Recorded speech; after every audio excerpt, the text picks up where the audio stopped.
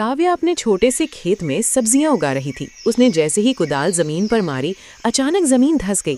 काव्या सीधे नीचे एक अंधेरी गुफा में जा गिरी। काव्या की आंखें फटी की फटी रह गईं।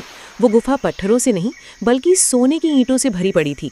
काव्या ने बिना एक पल गवाए अपनी टूटी हुई ट्रॉली निकाली, उसमें सोने की ईंटें लादी और मुश्किल से ऊपर चढ़कर अपनी झोपड़ी में ले आई। रातों रात चमत्कार हुआ। उसकी टूटी झोपड़ी की जगह करोड़ों का आलीशान बंगला खड़ा हो गया। अगली सुबह काव्या को लगा कि अब एक गाड़ी भी होनी चाहिए। वो फिर उसी गुफा में उतरी। इस बार जेबें भर कर सोने के सिक्के लाई और शहर से सबसे महंगी लग्जरी कार खरीद लाई। लोग देखते ही रह गए। काव्या अब अमीर थी, लेकिन उसका दिल अभी भी सोने जैसा था।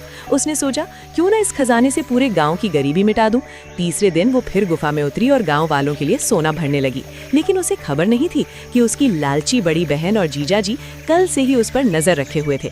जैसे ही काव्या ने सोना उठाया, पीछे से जीजाजी ने उसे जोर का धक्का दिया। काव्या गिर पड़ी। उसकी बहन हंसते हुए बोली, बहुत दान पुण्य कर लिया काव्या, अब ये सारा खजाना हमारा है, तो यहाँ से दफा हो जा। जीजाजी पागलों की तरह बोरे में ईंटें भरने लगे।